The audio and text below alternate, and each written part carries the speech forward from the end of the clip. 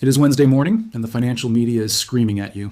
Bank of America, one of the largest financial institutions on the planet, just released an analysis calling gold and silver bubble-like assets. They pointed to their proprietary bubble risk indicator and declared that precious metals are showing dangerous dynamics. The headlines hit the wires, and within 60 seconds, silver dropped 2.5%. Gold fell 1.2%. The algorithms read the words, executed their programs, and millions of dollars evaporated from portfolios around the world. If you were watching your screen at that moment, you probably felt your stomach drop. You probably questioned everything you believed about this market. You probably wondered if the bull run was over before it really began. But here is what I need you to understand. Here's what those headlines will never tell you. Bank of America did not just wake up this morning and decide to issue a bearish call on precious metals out of the goodness of their hearts. They are not warning you because they care about your financial well-being. They are positioning. They are playing a game that most retail investors do not even know exists. And by the time this video is over, you will understand exactly what that game is, who the players are, and why the very fact that Wall Street is screaming bubble should make you more bullish, not less. Welcome back to Mr. Ag. I am your host, and today we are going to dissect the Bank of America narrative, examine the jobs data that supposedly killed the rally, and reveal what is actually happening beneath the surface of this market. Because while the mainstream media wants you to panic, the smart money is doing something very different. Grab your coffee, close the door, and pay very close attention. Before we dive into the carnage, I want to know where you're watching from right now.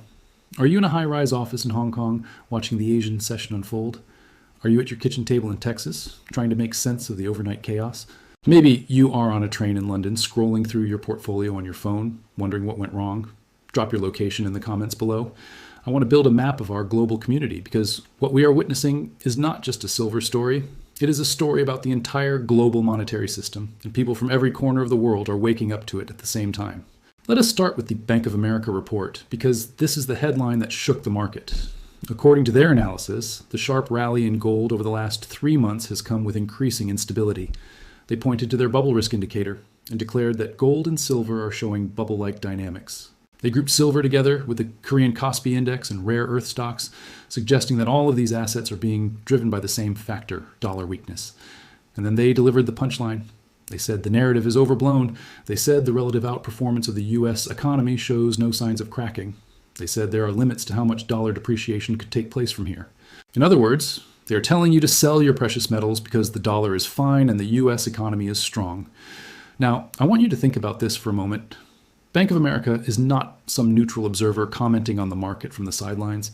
They are one of the largest bullion dealers in the world. They hold massive positions in precious metals derivatives. They have a direct financial interest in where the price goes. When a major bank issues a public call like this, you need to ask yourself a question. Who benefits? If retail investors panic and sell their positions, who is on the other side of that trade? Who is buying what you are selling? The answer, almost always, is the institution that told you to sell in the first place. This is not a conspiracy theory. This is how markets work. The job of a bank's research department is not to make you rich. It is to generate trading opportunities for the bank's proprietary desk. And the easiest way to generate those opportunities is to move the market with well-timed public statements. Let me show you what actually happened in the price action, because the numbers tell a story that contradicts the narrative. Yes, gold and silver dropped sharply when the jobs data hit. Silver lost 2.5% in 60 seconds. Gold fell 1.2%. The algorithms executed their sell programs, and the weak hands were shaken out. But then something interesting happened. The selling stopped. The price stabilized. And by the end of the session, both metals had rebounded. Gold climbed back to $5,070 per ounce. Silver recovered to $85. These levels were all-time highs just last month. Think about what that means. The mainstream media is screaming bubble. A major bank is warning of instability. The jobs data supposedly killed the rally.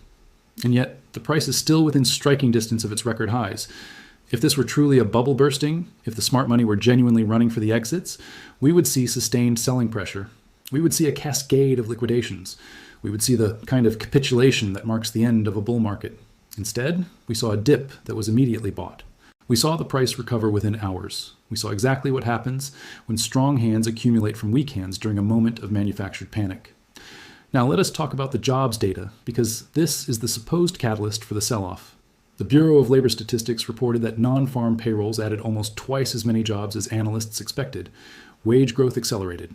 The unemployment rate fell to a 5-month low. On the surface, this looks like a strong report. It looks like the U.S. economy is humming along just fine. The Federal Reserve can keep rates elevated. The dollar can maintain its strength. Precious metals should fall. That is the narrative the algorithms were programmed to trade. But here is what the headline number does not tell you. This jobs report came after what the Financial Times described as a string of bleak data. Just 1 week ago, the layoff specialists Challenger, Gray, and Christmas reported the steepest New Year job cuts since the recession of 2009. The retail sales data that came out yesterday showed 0% growth, missing expectations by a wide margin. Economist Albert Edwards at Societe Generale said that the brick wall in consumer spending has now been hit. So we have a situation where the headline jobs number looks strong, but every other piece of data is flashing warning signs. How do we reconcile this contradiction? The answer is that the headline jobs number is a lagging indicator. It tells you what happened in the past, not what is happening now. By the time layoffs show up in the official payroll data, the decisions that caused those layoffs were made months ago. The retail sales data, by contrast, is a leading indicator. It tells you what is happening in real time with the American consumer, and that data is telling you that the consumer is tapped out. This is why the market reaction was so interesting.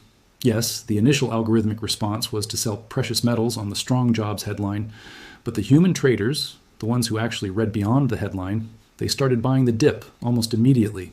They understood that one data point does not change the trajectory of the economy. They understood that the Federal Reserve is looking at the full picture, not just the payroll number. They understood that the rate cut expectations, while slightly reduced by this report, are still firmly in place. The CME FedWatch tool showed that the odds of a June rate cut fell from 75% to 60% after the jobs data. That is a reduction, but it is not a reversal. The market still expects rate cuts. The market still expects the Fed to eventually pivot. And in that environment, precious metals remain attractive. Let me address the bubble argument directly, because this is the core of Bank of America's thesis. They say gold and silver are showing bubble-like dynamics. They point to their proprietary indicator and declare that the rally is unstable. But what exactly is a bubble? A bubble forms when asset prices become completely detached from underlying fundamentals. It happens when speculation drives prices to levels that cannot be justified by any reasonable valuation model. It happens when everyone is buying simply because everyone else is buying, without any regard for the actual value of the asset. Is that what we are seeing in the silver market right now? Let us look at the fundamentals. Silver is in a structural supply deficit. The mines are not producing enough to meet demand. The ore grades are declining. The inventories in the major vaults are at generational lows. Industrial demand is surging because of solar panels, electric vehicles, artificial intelligence infrastructure, and military applications. Central banks around the world are buying precious metals at record rates as they diversify away from the dollar. The dollar itself has hit multi-year lows against a basket of currencies and a 33-month low against the Chinese yuan. These are not bubble dynamics. These are fundamental drivers of value. A bubble is when the price rises despite deteriorating fundamentals. What we are seeing is a price rise that is fully supported by fundamentals. The bubble, if there is one, is in the confidence people have in fiat currencies. The bubble is in the belief that governments can print unlimited money without consequences. The bubble is in the idea that the United States can run trillion-dollar deficits forever without devaluing its currency. That bubble is starting to burst, and precious metals are simply reflecting that reality.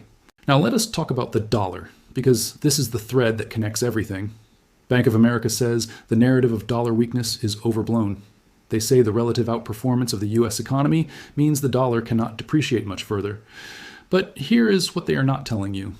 The dollar index did spike after the jobs data. It bounced from a one-week low, but even after that bounce, the dollar remained close to its end of January four-year lows. The rally in the dollar was a dead cat bounce, not a trend reversal. And against the Chinese yuan, the story is even more dramatic. The dollar hit a new 33-month low against the yuan overnight before recovering slightly on the jobs data. This is not the behavior of a currency that is fundamentally strong. This is the behavior of a currency that is losing ground against its competitors, with occasional rallies that get sold into. The analysis from CITIC Securities, one of China's largest investment banks, is particularly illuminating. They said this round of yuan appreciation is unlike any previous episode. It is being driven by rising foreign exchange use of the Chinese currency worldwide, plus mounting global distrust of the US dollar. Read that again. Mounting global distrust of the US dollar. This is a Chinese investment bank telling you that the world is losing faith in the currency that has dominated global trade for the past 50 years. This is not a fringe opinion from a gold bug blog. This is analysis from a major financial institution, with direct insight into how capital is moving around the world. The de-dollarization narrative that we have been discussing on this channel for months is accelerating. The BRICS nations are creating alternative payment systems. Central banks are accumulating gold at record rates. The Shanghai premium on precious metals persists, indicating that physical buyers in Asia are willing to pay more than the paper price set in London and New York. The metal is moving from west to east, from the paper casinos to the physical vaults, from weak hands to strong hands. This is not a bubble. This is a migration. It is a generational shift in how the world views money and value. And precious metals are at the center of that shift. Let me show you the bull trap argument from the other side, because I want to give you the full picture. Some analysts are warning that silver is setting up for a painful bull trap. They point to the elevated volatility, the thin liquidity pockets, and the headline-driven price action. They say that when rate cut hopes grow and the dollar cools, silver catches a strong bid, but when inflation fears calm or the Fed talks tough, sellers quickly push it lower. This is a fair observation. Silver is volatile. It does trade like a leveraged macro proxy. It does whipsaw both bulls and bears when they get too confident. But here's the key insight that the bull trap argument misses. Volatility is not the same as instability.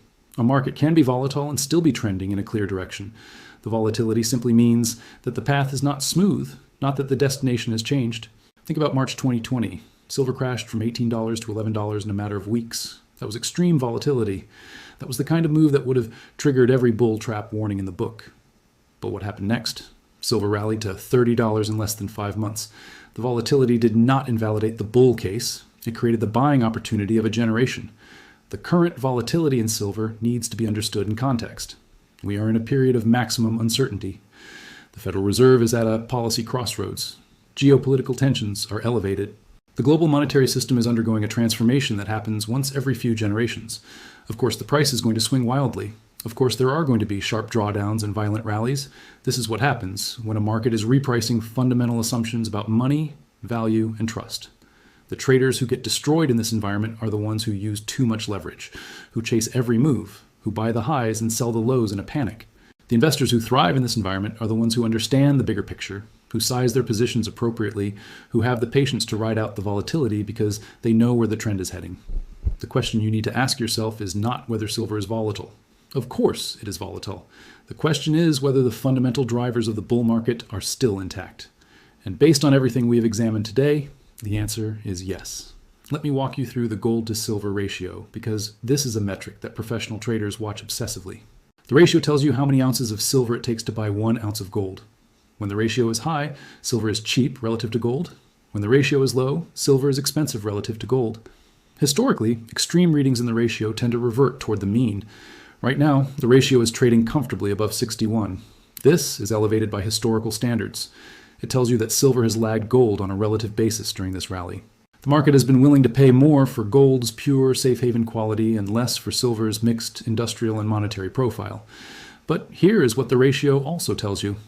When the ratio is this elevated, the potential for silver to outperform is significant. If we see a catch-up trade where silver closes the gap with gold, the percentage gains in silver will dwarf the gains in gold. We got a taste of this in the recent price action. On the day of the jobs data, silver lost 2.5%, while gold lost only 1.2%.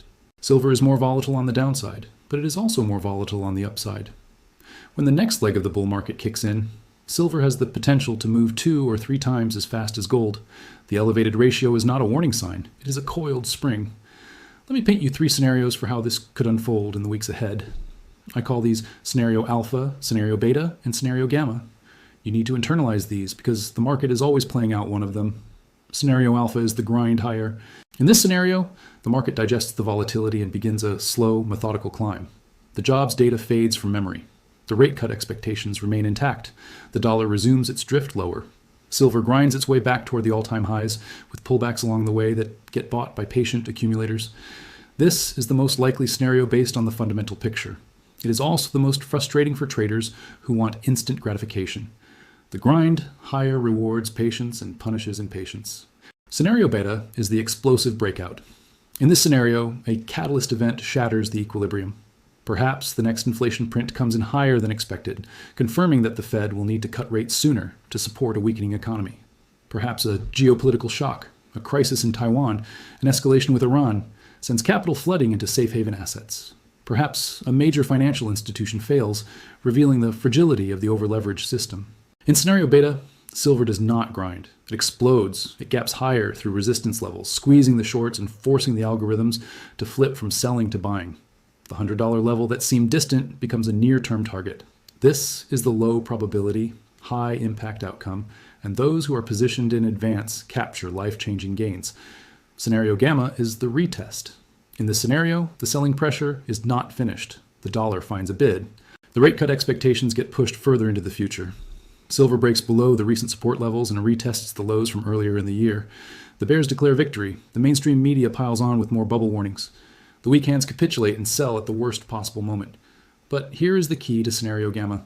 The retest does not invalidate the bull case. It simply extends the timeline and creates another buying opportunity for those with capital and conviction. The fundamentals have not changed. The supply deficit remains. The industrial demand continues. The de-dollarization accelerates. The retest is a gift wrapped in fear. Let me speak directly to the different types of people watching this.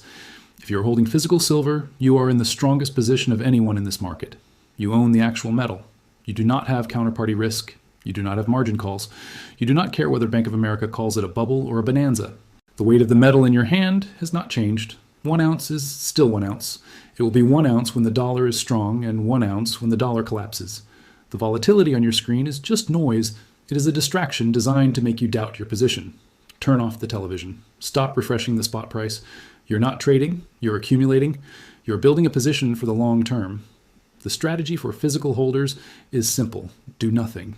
Or, if you have the capital and the conviction, add on significant dips. If you are a trader using leverage, I have one piece of advice. Reduce your position size immediately. Then reduce it again. The volatility we have seen is not over. We have inflation data coming Friday. We have the Federal Reserve watching every number. We have geopolitical tensions simmering in multiple regions. Any one of these could trigger a move that wipes out leveraged positions in either direction. The market does not care about your thesis. The market does not care about the fundamentals. The market will take your money if you give it the opportunity. Trade small, use wide stops. Accept that you will miss some of the move in exchange for staying in the game. If you are sitting on the sidelines with cash, wondering if this is the right time to enter, here is what I am watching. I am watching the premiums at the physical dealers. When the paper price drops, but the premium over spot expands, it tells you that physical demand is strong despite the price weakness. It tells you that real buyers are competing for real metal. It tells you that the paper price is lying about the true supply and demand dynamics. Call your local bullion dealer today.